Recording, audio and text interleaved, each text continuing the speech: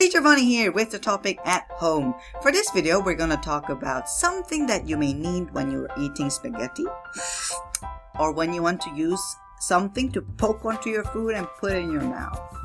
You know what it is? Yup, it is the fork. Fork.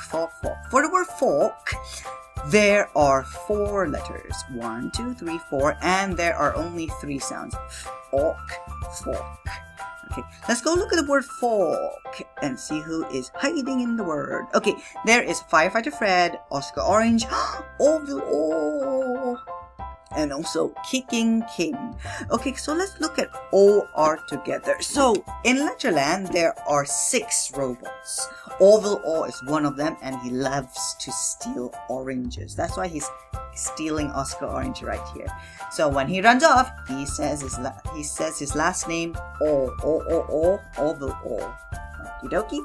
So, are you ready to spell? So, fork. Let's go.